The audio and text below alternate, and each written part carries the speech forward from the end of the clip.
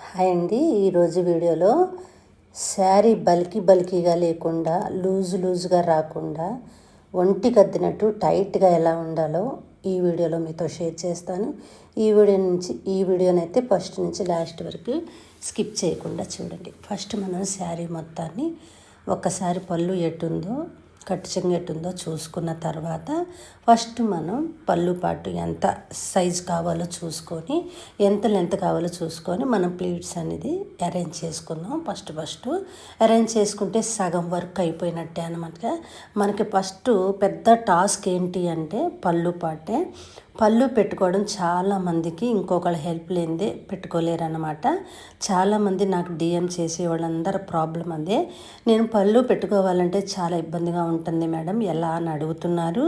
ఒక్కసారి ఎంత shoulder pin పెట్టుకుంటాం అక్కడి నుంచి పై దాకా ఒక్కసారి పట్టుకొని ఒక్కసారి ఇదిలిస్తే ప్లీట్స్ అన్నీ నీట్గా వస్తాయి. 1-2 సార్లు ట్రై చేస్తే చాలా ఈజీగా కట్టుకోవచ్చు అనమాట. యాక్చువల్గా మనం ఎలా కట్టుకుంటామో డైలీ శారీ అలాగే ఫ్రంట్ నుంచి బ్యాక్ నుంచి ఫ్రంట్కి టక్ చేసుకున్నాక మిడిల్ ప్లీట్స్ ఎంత కావాలో అంత క్లాత్ను వదిలేసి మనం ఏదైతే పిన్ చేసుకున్నామో చూడండి, ఇలా పిన్ చేసుకోవడం వల్ల ఎంత త్వరగా శారీ కట్టుకోవడం అయిపోతుందో మీకు ఒక్కసారి ట్రై చేయండి. ట్రై చేసి మర్చిపోకుండా నాకు కామెంట్ చేయండి. ఇప్పుడు ఇవన్నీ కూడా చెస్ట్ ప్లీట్స్ అన్నీ నీట్గా అరేంజ్ చేసుకుందాం. మీకు ఎన్ని కావాలంటే అన్నీ పెట్టుకోవచ్చు. ఇప్పుడు నేను శారీని మీరు చేసే పొరపాటు నేను చెప్తాను. ఇక్కడ మనం ఏం చేస్తామంటే అన్నీ టైట్గా లాక్కుండా క్లాత్ని టైట్గా లాక్కుండా ఇలా ప్లీట్ పెట్టేసి వదిలేసి ఇక్కడి నుంచి మనం ప్లీట్స్ అనేది అరేంజ్ చేసుకుంటూ ఉంటాం. మామూలుగా క్యాజువల్గా మనం కట్టుకునే శారీ. ఇప్పుడు నేను ఈ శారీని మనం డైలీ ఎలా కట్టుకుంటామో అలాగే కట్టుకుంటున్నా. ఎందుకనంటే బల్కీగా ఎందుకు వస్తుందో అని ఈ ప్రాబ్లాన్ని దీంట్లో మీకు చెప్పడం కోసం నేను ఇలా నార్మల్గా కట్టుకుంటున్నా. ఇప్పుడు ప్లీట్స్ అన్నీ అరేంజ్ చేసుకుందాము. అక్కడ ఒక శారీ పిన్ అయితే నేను పెడతానండి. ఎవరైతే నా శారీ వీడియోస్ చూసి మంచిగా నేర్చుకున్నారో మీకు ఎంతవరకు ఉపయోగపడిందో నాకు కామెంట్ చేయండి. మర్చిపోకుండా కామెంట్ చేయండి. ఇప్పుడు చూడండి, ఇలా కట్టుకుంటే మీకు ఎలా ఉంది? ఇప్పుడు బల్కీగా లూజుగా శారీ కట్టుకున్న మనకు అడ్డనట్టు అసలు కట్టుకున్నట్టు లేనట్టుంది. కానీ ఈ పొరపాటు ఎప్పుడు చేయకూడదు.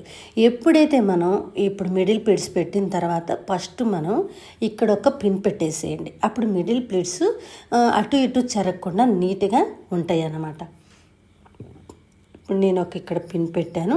పిన్ పెట్టిన తర్వాత మనం చేసిన మిస్టేక్ ఏంటంటే అది లూజ్ వచ్చింది కాబట్టి ఇక్కడ నేను ఒక సేఫ్టీ పిన్ పెట్టాను కదా హిప్ దగ్గర, అది తీసేసి చెస్ట్ నుంచి హిప్ వరకు ఉన్న క్లాత్ని లాగి టైట్గా అనేది పిన్ పెడతాను. ఇక్కడ ఒక్కసారి పిన్ పెట్టబని 2-3 సార్లు దానికి అరేంజ్ చేసుకోండి. అరేంజ్ చేసుకున్న తర్వాత చూడండి, ఇక్కడి నుంచి మిగిలిన క్లాత్ని రోల్ చేసి నేను పైకి టక్ చేసిన. మీకు జారిపోతుంది అనుకుంటే అక్కడ ఒక సేఫ్టీ పిన్ పెట్టుకోండి.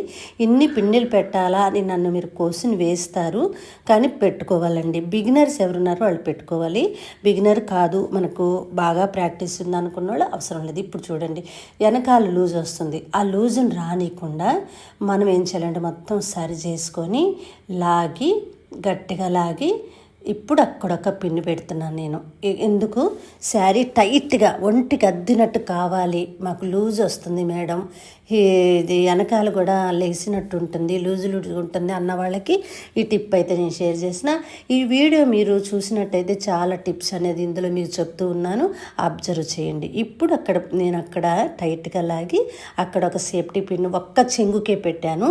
అది కూడా చెస్ట్ దగ్గర నెక్ దగ్గర ఉన్న ప్లీట్ ఒక్కదానికే పెట్టి నెక్స్ట్ ప్లీట్స్ అన్నీ కూడా పైకి లాగేసి కొద్దిగా మా చెయ్యి అందిన వరకు పోనిచ్చి అక్కడ ఒక సేఫ్టీ పిన్ పెట్టా.